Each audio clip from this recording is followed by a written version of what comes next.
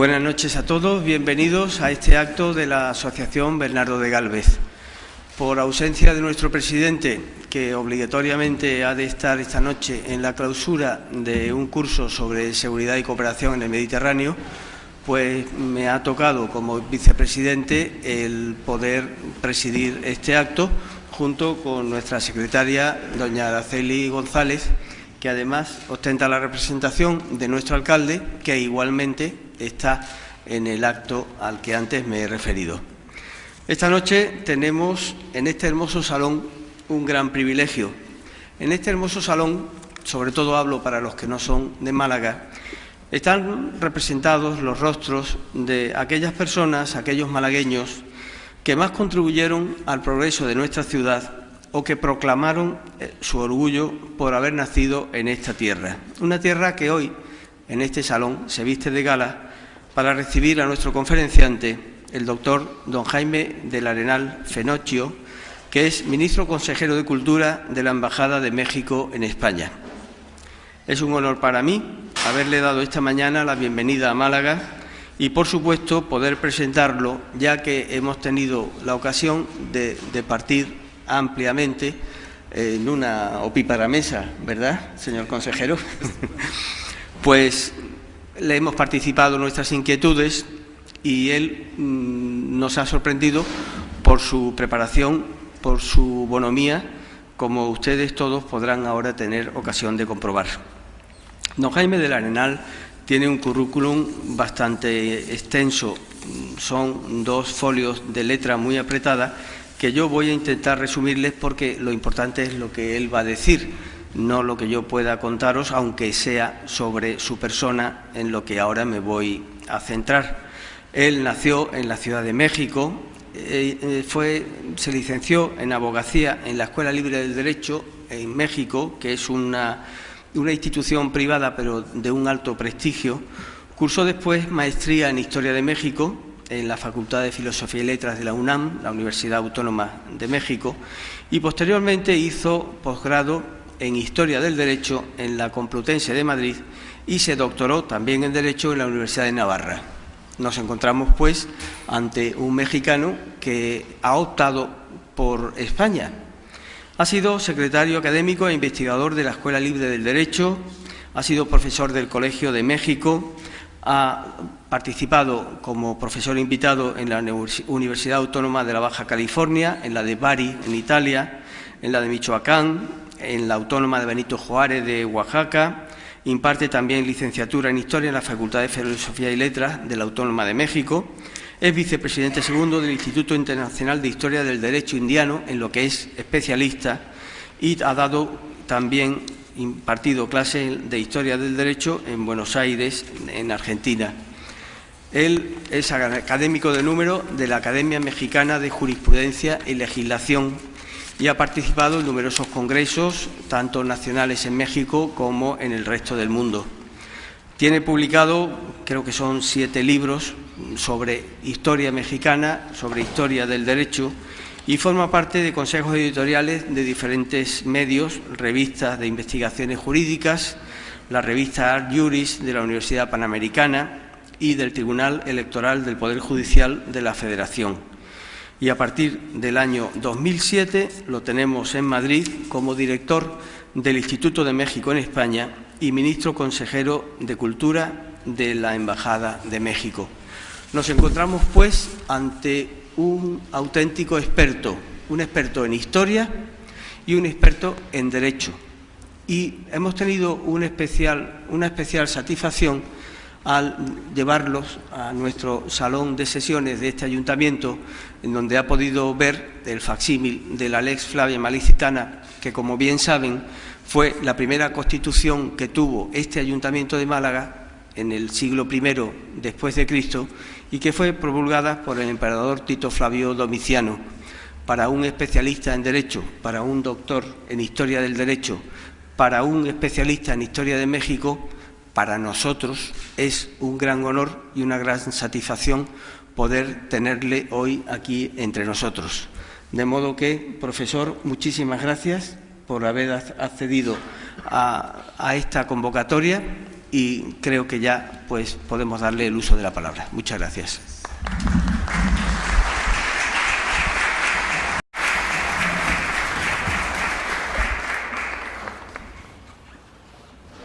Pues muchísimas gracias por su presencia. Gracias desde luego ante todo al don Manuel Olmedo, a la Asociación Bernardo de Gálvez, a la Academia de Bellas Artes San Telmo, a la señora concejal, mis saludos y los saludos, señor embajador, al alcalde de esta bella ciudad de Málaga.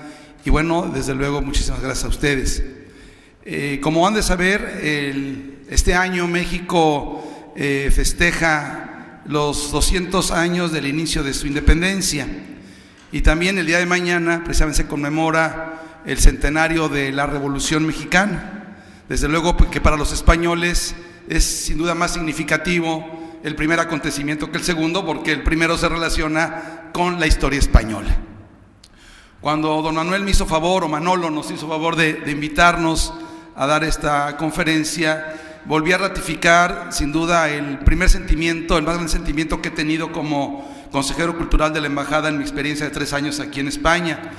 Y esa experiencia se subraya otra vez el día de hoy, puesto que se confirma que los españoles todos están en un permanente y constante deseo de recuperar la parte de la historia que les faltaba recuperar.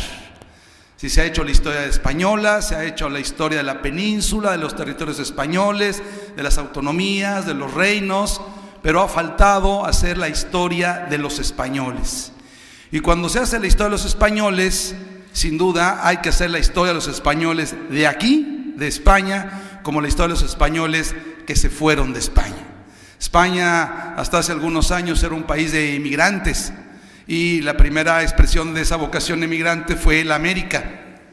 En ese sentido, una historia completa de España y de los españoles tendrá que recuperar la acción de los españoles en territorios fuera de España. Y mi experiencia ha sido en estos 3 años ver cómo esta iniciativa para recuperar la historia de los españoles de fuera parte de los municipios, de los ayuntamientos. En Enguera, en Aragón, están recuperando la figura de Buñuel. En Enguera se está recuperando la vida de Manuel Tolsá, gran escultor. Se está también recuperando la presencia del virrey Palafox en Navarra.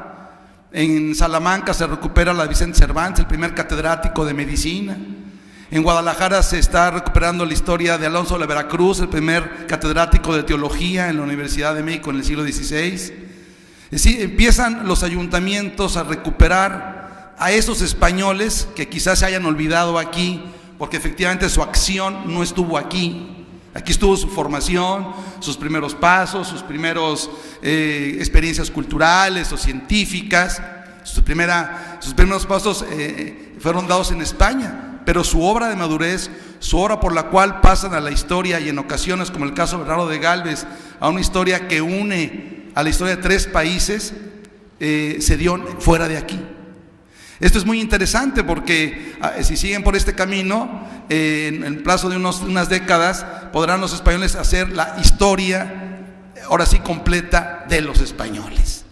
Y América está llena de españoles, está llena de sujetos, hombres y mujeres, fundamentalmente hombres, porque en relación fueron pocas mujeres españolas, pero muchos hombres, llena de nombres de hombres famosos, de hombres que construyeron civilizaciones, que trazaron ciudades, que construyeron puertos, que fundaron iglesias, que evangelizaron, que pintaron murales, que pintaron cuadros, que sembraron, que navegaron, que abrieron pozos, que abrieron canales, que descubrieron istmos, penínsulas, que navegaron, que hicieron fundaciones mineras, que construyeron palacios. Bueno, pues eso lo hicieron los españoles. Después esa acción la iban a continuar los hijos de los españoles. Es cierto, ya nosotros somos los criollos, somos los hijos de los españoles en un profundo mestizaje, pero la acción de España en América pues está ahí presente y ha sido testimoniada por la acción precisamente de esos hombres. Y este discurrir comienza en el siglo XVI y pues prácticamente se ha continuado hasta el siglo XX. En México particularmente sabemos que México fue un país muy favorable a recoger a los perseguidos políticos de la República. Entonces, ¿qué tenemos en el siglo XX? La experiencia de una nueva migración de españoles de primer orden que están fundando cátedras, establecimientos. El Colegio de México, donde yo soy profesor, fue un establecimiento establecido en los orígenes de la Casa de España en México, que después se transforma en el Colegio de México para dar albergue a muchos catedráticos, profesores, historiadores, literatos españoles que iban al exilio mexicano. ¿Qué quiere decir? Que la acción está ahí, se ha seguido permaneciendo la historia de estos españoles que emigran.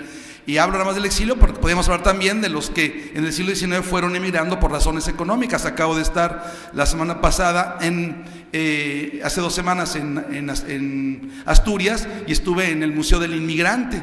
Bueno, pues ahí verdaderamente es un verdadero palacio construido por esos hombres que emigraron hacia México y que regresaron y que hicieron su presencia en mi país y en toda América. Bueno, uno de esos hombres y una de esas acciones que se repiten, repito, en estos tres años, es precisamente don Bernardo de Gálvez, y lo que está haciendo los malagueños por recuperar el papel protagónico que jugó efectivamente, no en la península, fuera de la península, pero vinculado a la historia peninsular. Tanto él como su padre Matías de Gálvez, y si nos vamos también su tío José de Gálvez, pues buena parte de su prestigio, de su labor, se enfocó en América. No digo que no hayan hecho una labor en España, en otros lugares, por ejemplo Bernardo de Gálvez, pues toda su acción en el norte de África, etcétera, es importante, pero realmente donde alcanza su madurez y su talla como militar y como estadista es en América. José de Gálvez no, el tío. José de Gálvez tiene la oportunidad de descollar en América, en la Nueva España, plantear ahí ya la visión política de alto gobierno que después va a desarrollar al mando de la Secretaría Universal de las Indias, ya en España. Entonces, como que a José de Gálvez sí le dio la historia la oportunidad de ser un hombre de ambos mundos, un poco como al obispo Palafox en el siglo XVII. Fue obispo de Puebla, virrey de México, había sido consejero de Indias, después fue obispo del Burgo de Osma y muere en España. Entonces, un hombre, su historia está bien repartida, pero Matías y Bernardo de Gálvez, como Cortés quizás, en el siglo XVI, se inclina su vida y su acción más hacia la Nueva España, entonces el México actual. No en balde, los tres, Hernán Cortés, Matías de Gálvez y Bernardo de Gálvez, descansan, sus tumbas, sus sepulcros se encuentran en la Ciudad de México. Entonces eso también hace que como que dio pretexto para que se olvidasen de lo que hicieron estos hombres, pero ahora es el momento, se habla de memorias históricas, ¿verdad? Es el momento de dar ese salto hacia la historia de los españoles fuera de España. Bueno, ¿y qué tiene que decir un consejero cultural de la embajada ante una invitación de este tipo para dirigirse a una asamblea de malagueños que están haciendo un esfuerzo por recuperar la presencia y la acción de estos personajes, y particularmente el de Bernardo de Gálvez? ¿Qué tiene que decirles? Bueno, tiene que recordarles primero que tanto Matías de Gálvez como Bernardo de Gálvez fueron dos gobernantes del siglo XVIII novohispano que tuvieron un calificativo excelentes gobernantes. Fueron hombres que duraron muy poco en el poder virreinal, o sea, porque fallecieron allá, después de sobre todo Matías, una larga carrera militar y burocrática, administrativa, pues muere en la Ciudad de México, y don Bernardo, que tiene también ya una incipiente carrera, una heroica carrera militar y de gobernante, fallece cuando nadie lo esperaba, prácticamente a los 40 años, dejando a su viuda embarazada y con una hija, Guadalupe, póstuma, próxima a nacer. Bueno, pero en ese breve tiempo, ¿qué hicieron? Dejaron huella. Y esa huella nos la acordamos los mexicanos. Los mexicanos aprendemos pues la historia del virreinato. Es evidente que no nos acordamos de todos los virreyes, fueron 64, 67 virreyes, no recuerdo exactamente el número exacto, porque luego también ahí hay discusiones si no fue virrey o fue usurpador o no se legitima, como los papas y antipapas un poquito, ¿no? Pero bueno, entre 62, 64 virreyes, se acuerda uno del primero, Antonio Mendoza, siempre nos acordamos del último, Juan O'Donojú, que en realidad ya no fue virrey porque estaban vigentes las Cortes de la Constitución de Cádiz y era jefe político superior, pero nos acordamos de unos cuantos, y siempre nos acordamos de Matías de Gálvez y sobre todo de Bernardo de Gálvez, como nos acordamos del virrey Bucareli, nos acordamos de los dos Revillagigedos y nos acordamos de los dos Luis de Velasco. Curiosamente, en Nueva España hubo 3 parejas de virreyes padre e hijo: Luis de Velasco padre, Luis de Velasco hijo, el conde Villagigedo el primero, el segundo conde de Revillagigedo, Matías de Gálvez y Bernardo de Gálvez, o sea, parejas de padre e hijo. Y curiosamente, en los 3 casos, tanto el padre como el hijo, excelentes virreyes. Luego podríamos hablar de los malos virreyes, pero estamos hablando de que en este caso los Gálvez desarrollaron una presencia política pequeña en el tiempo, pero grande en la obra. Fundamentalmente a Bernardo se le recuerda desde luego con todo el testimonio que se quedó después de su muerte. Ahí está el ejemplo de cómo fue percibido, cómo fue explicado ante los mexicanos ese breve lapso que duró su virreinato. Es enorme la cantidad de escritos, de loas, de poesías, de poemas que se le dedican a su muerte, de lamentos que se hacen. Era un hombre que supo conectar, que supo vincularse con el pueblo por acciones que algunas son ya hasta legendarias, pero que indudablemente manifiestan a un hombre de gobierno.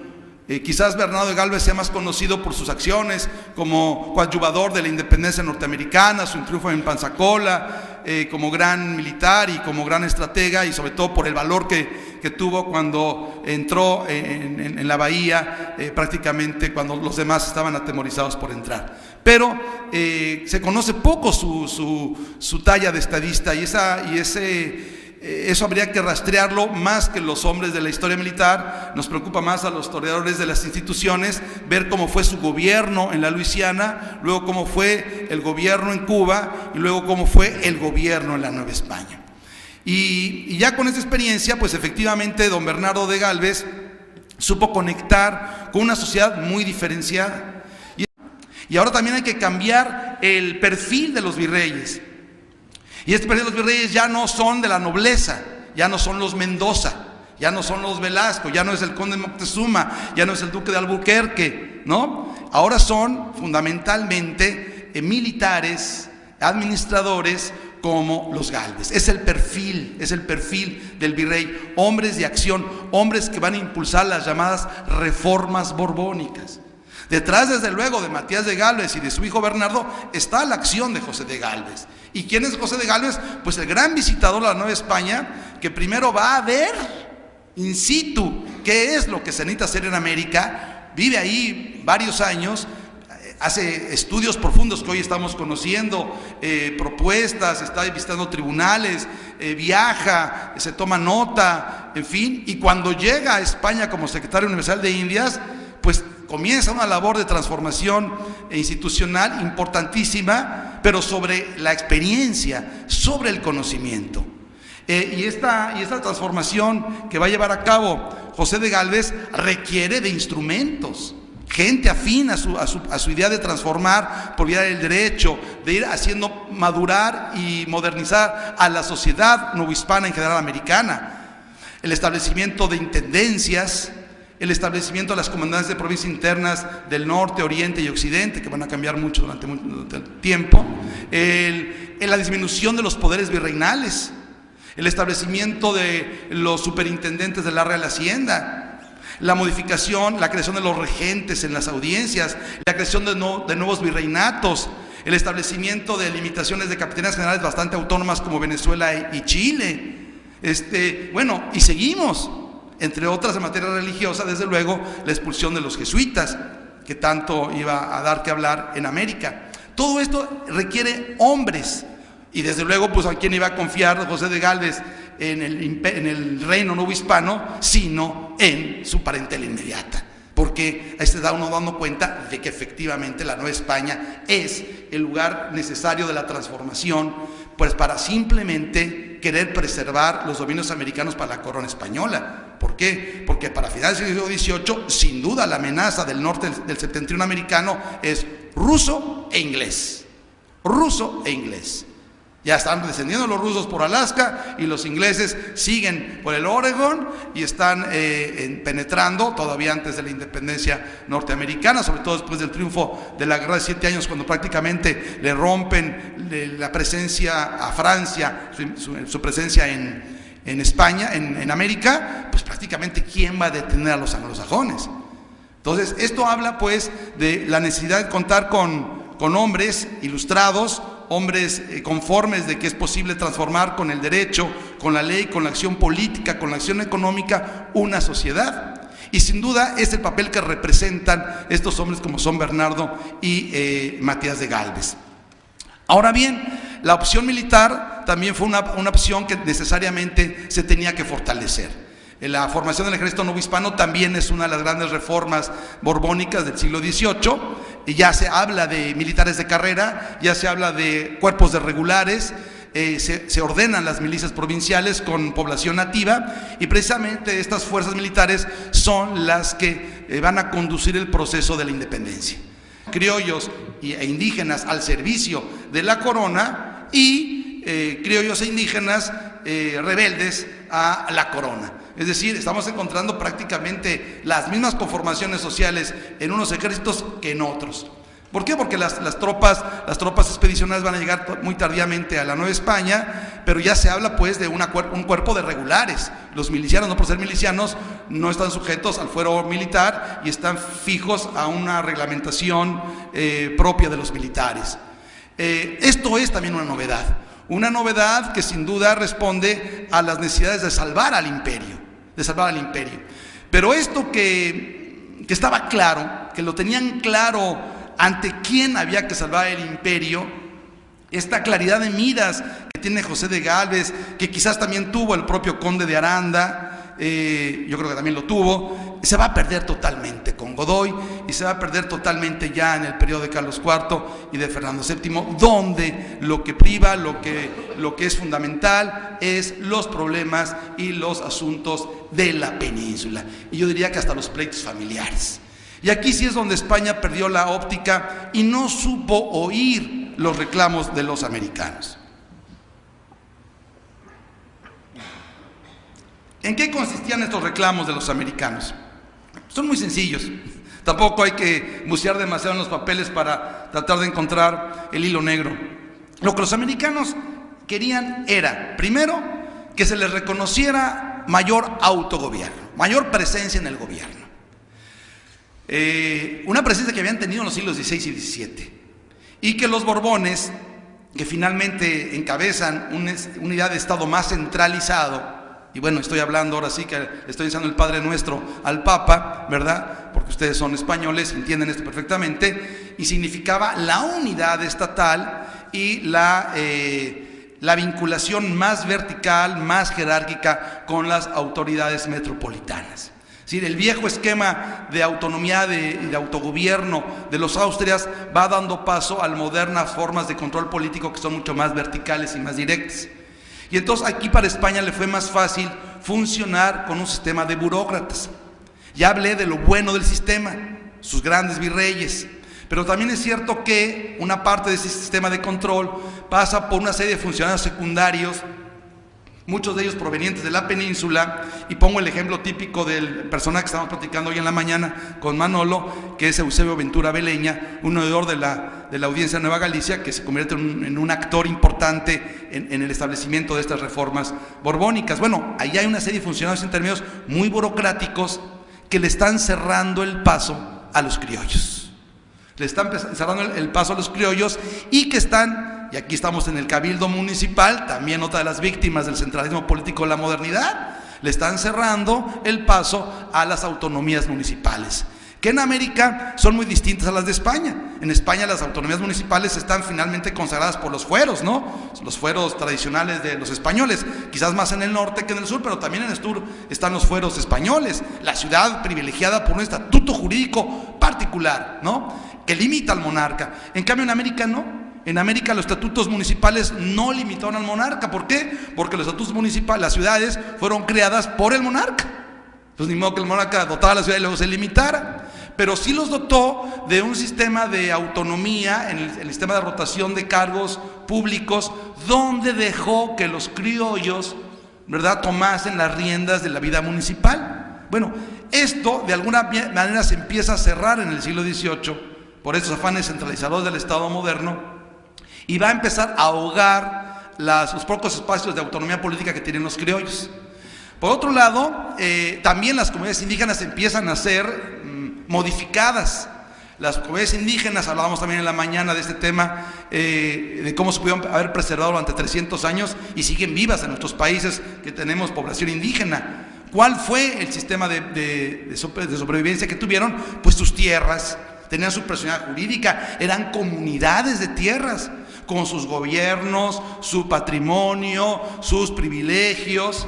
Bueno, ¿qué ocurre en el siglo XVIII? Que es un siglo de control sobre la tierra y que va a culminar en el siglo XIX con los procesos de desamortización contra las corporaciones.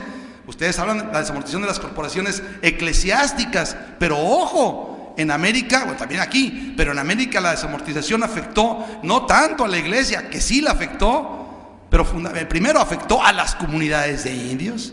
Todos los indígenas también, estos espacios de autogestión que tenían sobre sus tierras, comienzan a ser condicionados por la corona en aras de una mayor racionalización del manejo de las finanzas públicas.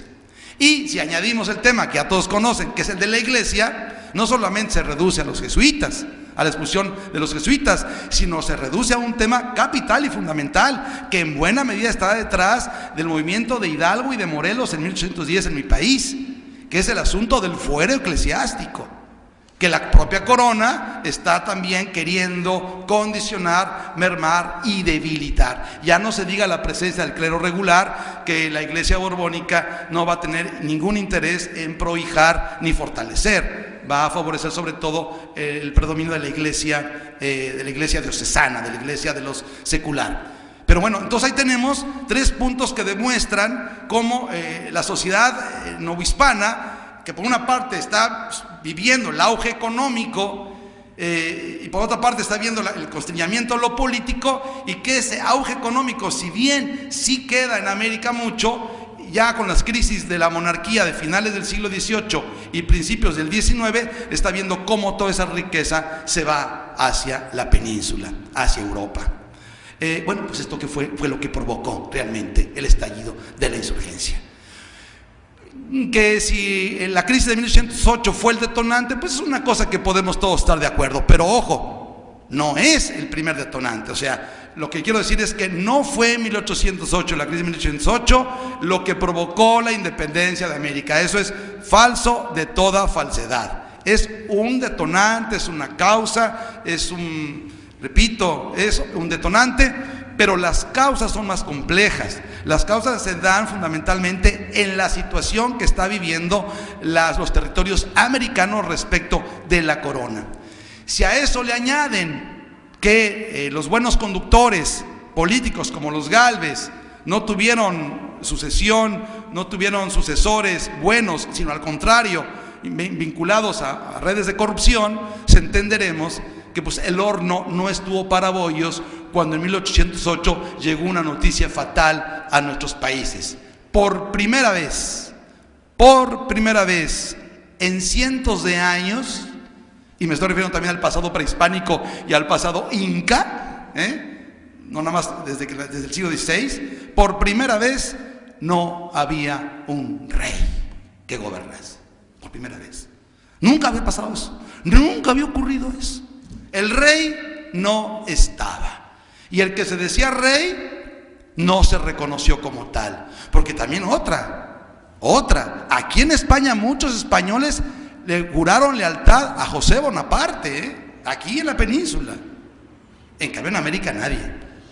En América no hubo una sola capitanía, audiencia, municipio, universidad, cabildo de indios, consulado, tribunal de la Inquisición, capitanía general, intendencia, corregidor, subdelegado, ni uno que haya reconocido a José Bonaparte.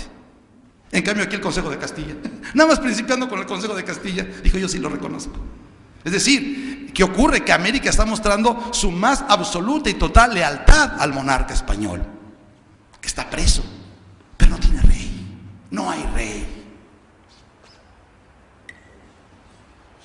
Perdón. Ya viene un gran problema. Ahí viene el gran problema. Con esta situación se abren dos caminos. El camino que solicitamos la mayor parte de los cabildos americanos en 1808, que era, toda vez que no está el rey, así como ustedes están gobernando por su junta de Castilla, la junta de Castilla, de Sevilla, perdón, la junta de Sevilla o las juntas de Asturias y de Sevilla, bueno, pues muy sencillo. La Junta de México, la Junta de Buenos Aires, la Junta de Quito, la Junta de La Paz, la Junta de Caracas. Era lo razonable. Eso era lo razonable. La paridad.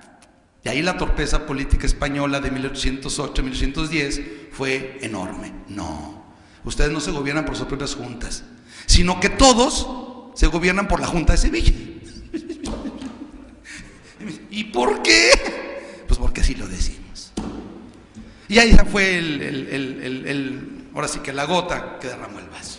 Y esa sociedad es de las que yo quería también platicar, porque hablamos del personaje, pero es un personaje que formado en Málaga y formado como militar y con una experiencia sin duda política en las armas, es capaz de entender la diferencia capital que hay de gobernar Nueva Orleans, gobernar el delta del Mississippi en la Luisiana, prácticamente deshabitadas, plazas militares, y pasar a gobernar a la ciudad capital de América. Entonces, pensemos que así como se habla de Nueva York hoy como la gran capital de América y quizás del mundo, la gran capital del mundo americano al finalizar el siglo XVIII es la Ciudad de México.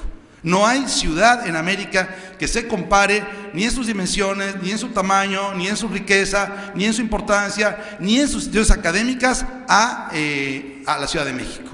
Y una ciudad poblada no solamente por una población criolla, una población española y una población mestiza, sino alrededor de la ciudad una enorme cantidad de indígenas. Y efectivamente Bernardo de Gálvez había combatido a los indios.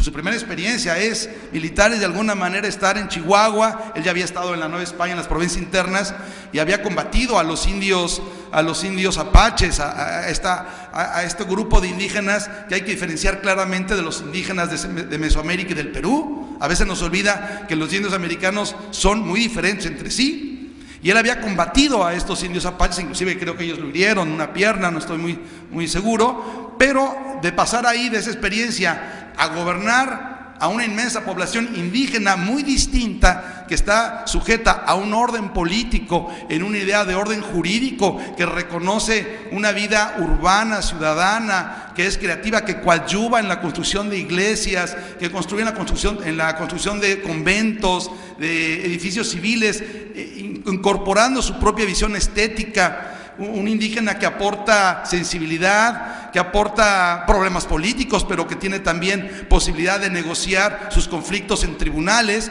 Es muy distinto a tener que irlos a dominar con los arcabuces en el norte de la Nueva España. Es decir, y esta experiencia de gobierno la desarrolla perfectamente el virrey Gálvez. Sobre todo, tener la sensibilidad de ante las famosas hambrunas que hubo en el periodo de su mandato entre 1785 y 1786, saber que la misión fundamental de España desde el siglo XVI, desde el testamento de Isabel la Católica y quizás desde las propias bulas alejandrinas del Papa Alejandro VI, era la primera función, era la protección del indígena. La protección del indígena, desde luego su evangelización, pero ante todo y sobre todo la protección del indígena. Y esa crisis agraria que se da en estos años, en ese bienio en el cual él gobierna la Ciudad de México, tiene que ver y afecta fundamentalmente a la clase indígena. ¿Por qué? Porque la mayor parte de la población es indígena. O sea, efectivamente la gran ciudad alberga criollos, mulatos, mestizos, blancos, españoles, peninsulares, pero la gran población es indígena, y una crisis del maíz como la que fue, afectó fundamentalmente a la población indígena. Y es un hombre que de su peculio y con toda la fijeza de miras en el buen gobierno, lleva a cabo una distribución que sirve para paliar los terribles efectos de esa crisis económica. Ese es Bernardo de Gálvez. Es un hombre polifacético, un hombre de muchas estaturas, un hombre que inclusive nos lega a los mexicanos uno de los monumentos pues más queridos de los que estamos acostumbrados actualmente los habitantes de esa ciudad, que es el hoy Castillo de Chapultepec, que era el Alcázar de Chapultepec, que hoy conserva fundamentalmente, es la sede del Museo Nacional de Historia, donde se conserva el magnífico retrato de Gálvez, que seguramente lo han visto, que es una especie de resultado de una caligrafía, donde él aparece a partir de un grabado de Carlos III o Carlos IV, no recuerdo, aparece prácticamente como un rey, en caballo alzado, ¿verdad? Ese cuadro se conserva ahí y se conserva como una de las joyas fundamentales de nuestras colecciones que provienen de la época virreinal o llamada malamente colonial. Pero Gálvez, tanto él, Bernardo como Matías, son hombres de una época. Hablamos de esa sociedad, hablamos de él, quizás de él conozcan más que de la época y desde luego más que del entorno mexicano. Bueno, y ahí es donde también yo me quiero parar, porque no es suficiente conocer un hombre, no es suficiente conocer la población que él ordenó, que él mandó y sus acciones, sino es importante saber en qué época se está moviendo. Y Gálvez se está moviendo, los Gálvez, aquí ya podría yo incluir a los tres que tienen su acción directamente en la Nueva España, José, Matías y Bernardo, tienen su momento histórico a finales del siglo XVIII. Y finales del siglo XVIII tienen muchas características que es necesario subrayar. A veces nos olvidan porque no conocemos historia, porque tendemos a entender la historia nada más centrada en nuestro ámbito muy local o muy nacional o muy particular. Y cuando abrimos un poquito la óptica de la historia, entendemos lo que está ocurriendo más inclusive en nuestros días. Quiero decirles que a finales del siglo XVIII, la Nueva España es el reino más rico de Occidente. Claro, pertenece a la corona española, es parte de la corona española. Pero si hacemos una visión de las economías del mundo occidental en ese momento, prácticamente la Nueva España es el país más rico del mundo occidental. Está financiando prácticamente todo, todas las guerras europeas, la de 7 años, la de sucesión española desde el principio. Es decir, la riqueza novohispana es extraordinaria. Quienes conozcan México podrán encontrar que la mayor parte de las ciudades llamadas coloniales, sus catedrales, palacios, parroquias y casas provienen del 18. Y es que el 18 es el siglo del auge minero de la Nueva España en detrimento del Virreinato del Perú y del auge agrícola. La famosa tesis del historiador Brady en el inglés ha demostrado esta sociedad de mineros y agricultores, ¿no? José de la Borda, el Marqués del Apartado, en fin, son unas riquezas extraordinarias que ponen al servicio, las fortunas mexicanas ponen al servicio de la corona española. Entonces, ¿quién administra esa riqueza? Sin duda, los últimos gobernantes españoles del siglo XVIII. ¿Y quiénes son ahí muy destacados? Los Gálvez. José de Gálvez. También el siglo XVIII es el siglo de las grandes fortificaciones en el Caribe español. Pues eso cuesta mucho dinero. Fortificar Campeche, San Juan de Ulúa, Cartagena de Indias, La Habana, Puerto Rico, Movila, San Blas. Bueno, todo eso cuesta. Y mucho de eso lo sufraga la riqueza novohispana, concretamente toda el Caribe. Los situados de la Nueva España están manteniendo al Caribe español desde mucho tiempo atrás y lo seguirán manteniendo todavía hasta la época de Juan Ruiz de Apodaca. Esto es un hecho que hay que tomar en cuenta. ¿Por qué? Porque la independencia, que es el tema que también nos trae ahora, el tema de la independencia de México, la reflexión sobre la independencia, tiene que ver con este estado de riqueza que por el mal gobierno, y no de Carlos III, sino de Carlos IV y después de Fernando VII, sobre todo el de Carlos IV, que es el que más directamente provocó esta crisis, toda esa riqueza se va a poner en entredicho. Se va a poner en entredicho, se va a cuestionar o se va a dilapidar. La prueba de esto no es otra cosa sino las reales cédulas de consolidación de vales regios que se empiezan a promulgar desde 1804, que van a mermar la riqueza de los americanos, que todavía para entonces eran sumamente leales y fieles a la corona, pero va a ser una especie como de rama, ya sin sentido, que se va a ir a Europa por las necesidades de la monarquía española, ya más preocupada por su presencia política en Europa que en América, y que está utilizando a los reinos americanos como verdaderas colonias, cosa que antes no se hacía. Antes había una paridad política, eran reinos americanos vinculados a la corona castellana, ¿no? Con su estatus no de colonos, sino de reinos. ¿Qué ocurre en el reinado de Carlos IV? Ya no se da con Fernando VII, pues que el tratamiento es típicamente colonial. ¿Por qué razón? Porque el mundo occidental va girando hacia ese sentido. Piensen ustedes que los grandes imperios coloniales, estrictamente hablando coloniales, no son del siglo XVIII, son del siglo XIX, y son dos fundamentalmente, el inglés y el francés.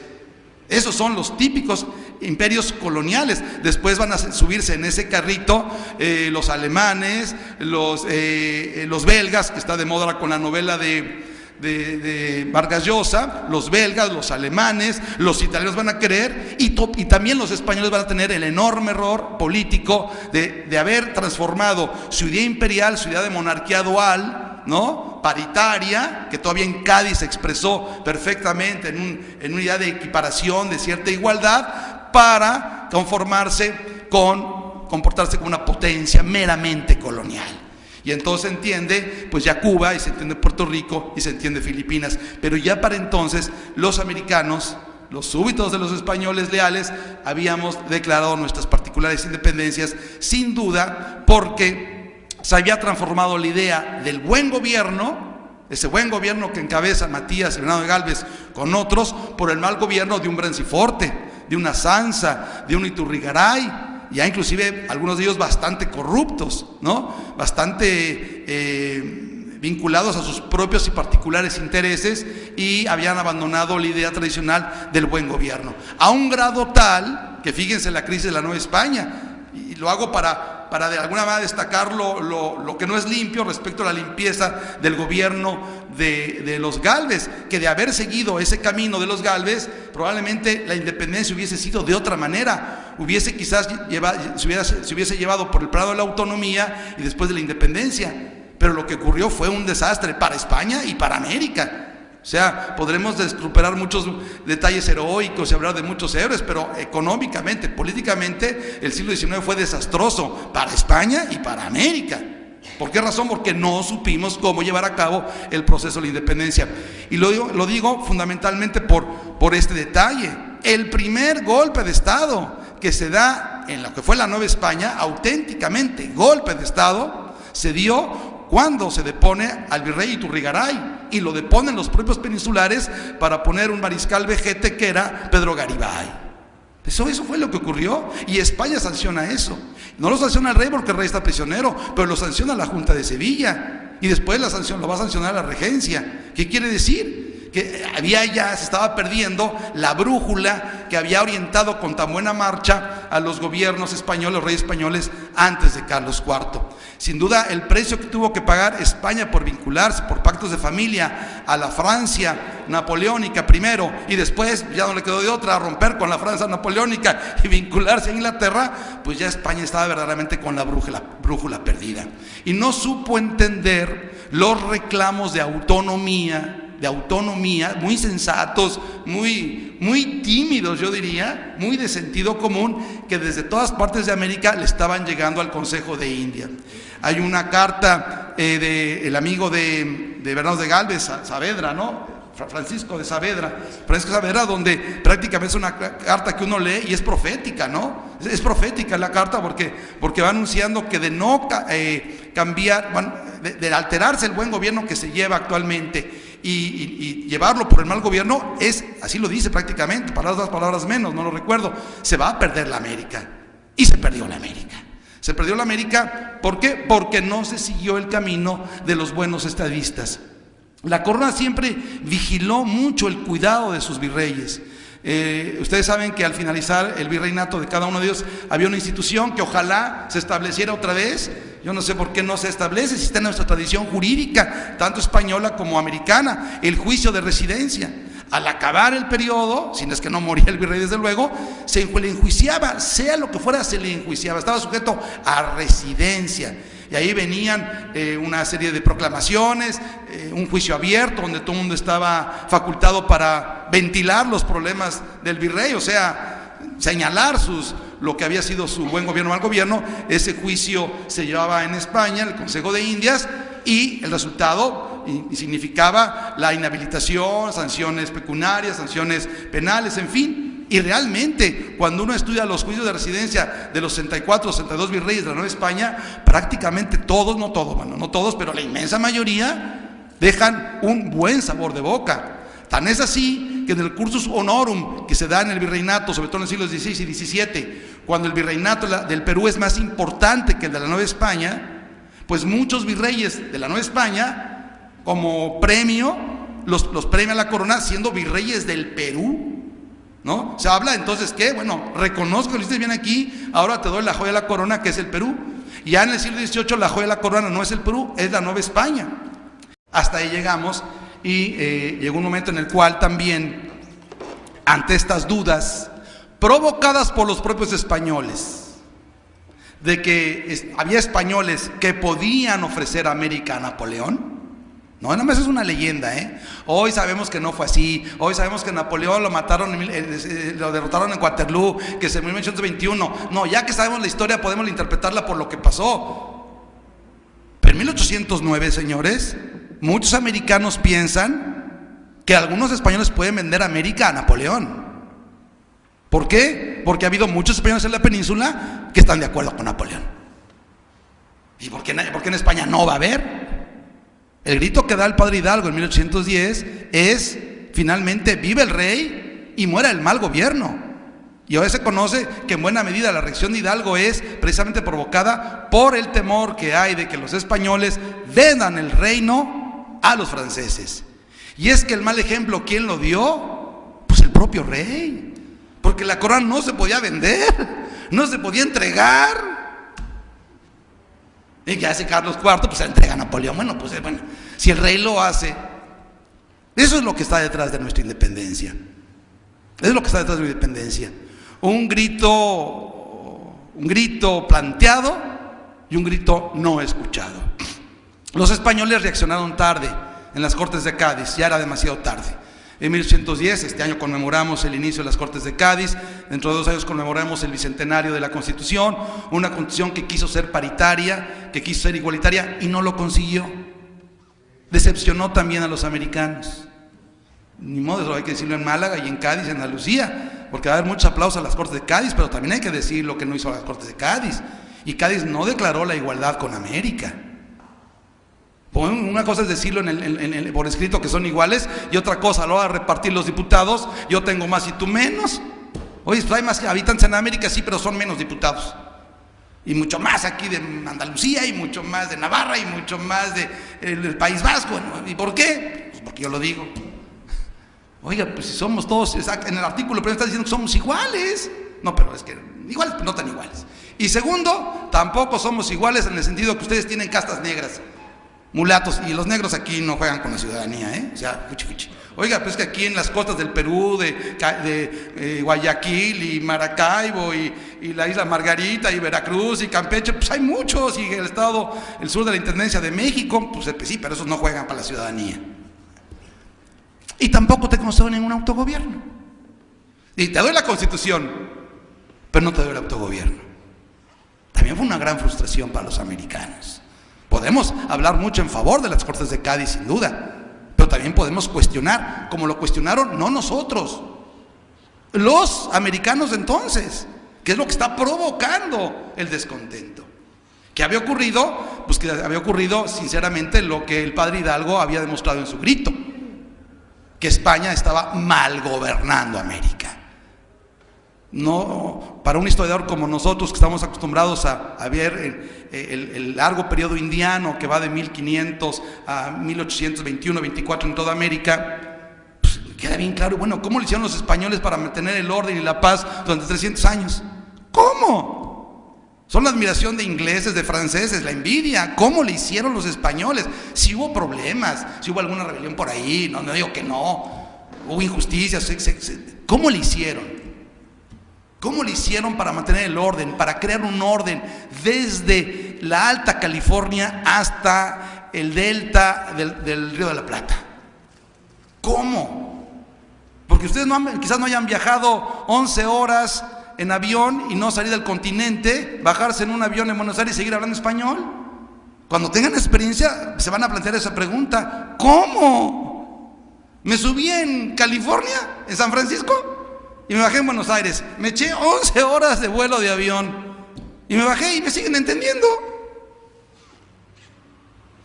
¿Cómo? Y de repente eso, en 3 años, en 4 años, no solamente se disuelve, sino que se disuelve en medio de la sangre, en medio del pleito, en medio de la controversia, en medio del encontronazo. ¿Qué había ocurrido? Pues que había ocurrido que ya España no estaba mirando ni a Matías de Gálvez, ni a José de Gálvez, ni a Bernardo de Gálvez. Resultado final, señores, nos independizamos a un costo enorme. Lo peor de todo es que el costo lo pagamos todos en conjunto. Tanto España, que se vio metida en un problema enorme en el siglo XIX de gobierno, de guerras civiles, de luchas, de regentes, de reinas, de reinos. Bueno, les pasó lo mismo a ustedes que a nosotros. ¿No trajeron a un rey de Italia? ¿No nos trajimos a un rey de Austria? No, pues se trataba a ver, ¿quién traes? Decir, ¿qué ocurrió? Se perdió la óptica. Se perdió la óptica del buen gobierno. Y eso es lo que hoy en la mañana estamos platicando. Los toreros no tenemos que quedarnos en atrás. El atrás ya pasó, ya se aniquiló. Nada de lo que hagamos va a modificar el pasado. Entenderlo y saberlo, más allá de los actos conmemorativos, es la misión que los mexicanos nos hemos dado la tarea este año. Que felizmente México, aunque hayan oído cosas muy feas de México, no se las crean todas. Sobre todo si las leen del País de Pablo Ordaz, no le crean. Sí, porque hay que ver lo que estamos los mexicanos haciendo, y lo que los historiadores mexicanos estamos haciendo, y los hombres de cultura en México estamos haciendo, y lo que las familias mexicanas están haciendo, y lo que los mexicanos están haciendo por una lucha democrática. ¿Por qué? Porque queremos entender que nuestro pasado es un pasado que alimenta en experiencias y ayuda a entender el futuro. Y esa experiencia y esa reflexión es la que queremos hacer, o la que hicimos este año con los españoles junto con ustedes, y seguiremos haciendo en esta década, porque entiendan que nosotros somos independientes a partir de 1821, o sea que todavía faltan 11 años de reflexionar sobre estos temas. Y queremos que los españoles nos acompañen y que los españoles nos den el ejemplo de recuperar la acción de hombres ejemplares como Matías y como Bernardo de Gálvez, porque eso va a iluminar el presente y sobre todo va a iluminar aquello que los barrocos hablaron como el arte del buen gobierno. Sabían gobernar, supieron gobernar, y supieron gobernar porque conocieron a la sociedad que iban a gobernar. Tenían claro lo que querían. Por desgracia, ese camino se perdió. Muchísimas gracias por su presencia y por escuchar. Muy amable.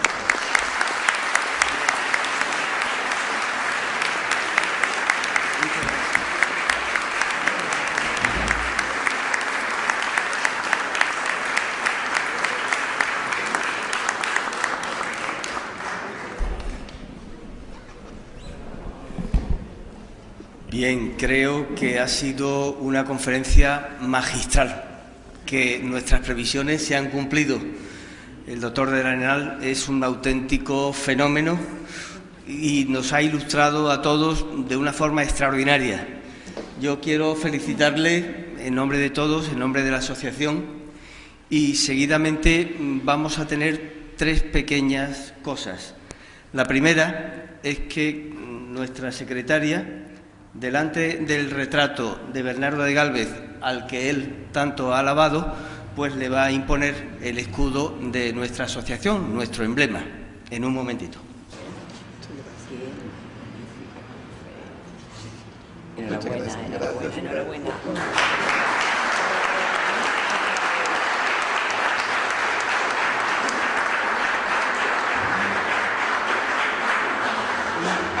Como hay 2 socios a los que aún no se le ha impuesto la insignia, que son el señor Gálvez y el señor Fernández Cánovas, le rogamos que se acerquen, porque yo creo que don Jaime le agradará mucho delante del retrato de don Bernardo de Gálvez imponerle la exhibe.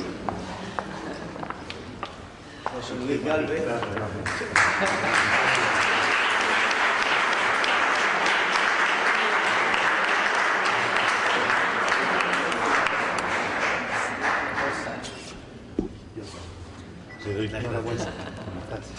Y ahora el señor Rodríguez Cánovas.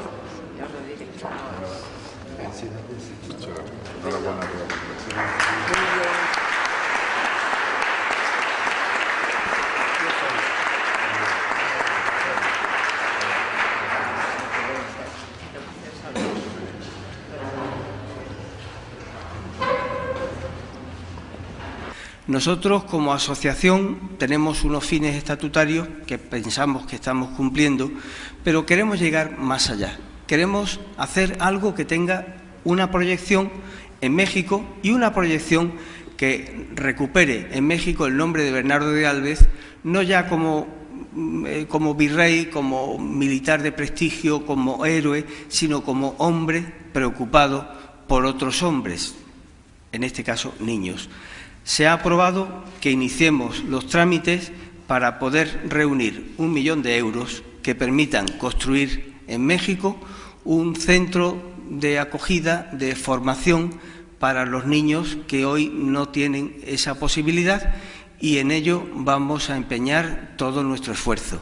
La meta es muy alta, pero bueno, con la ayuda de Dios, con la ayuda de México, con la ayuda de las instituciones españolas, espero que podamos llegar. México es un país maravilloso.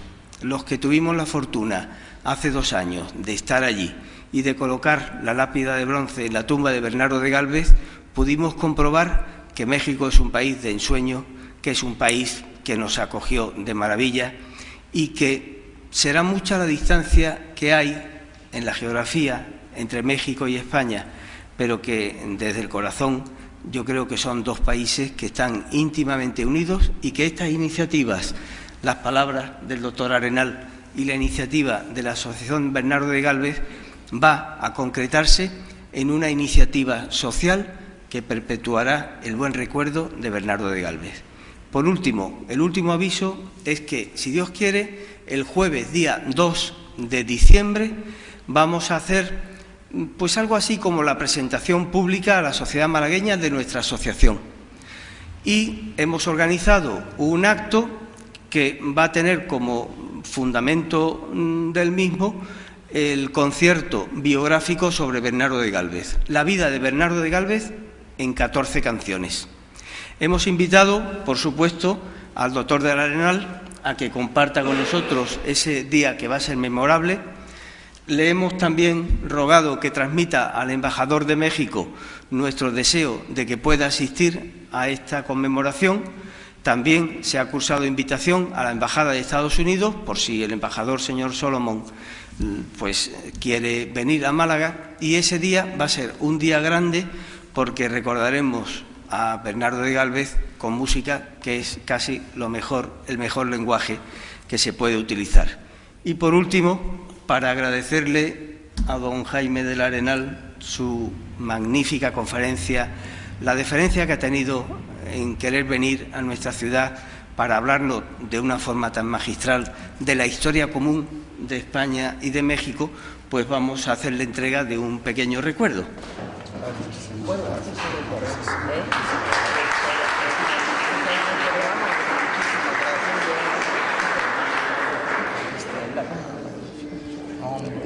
Gracias. Bien, muchísimas gracias y se levanta la sesión.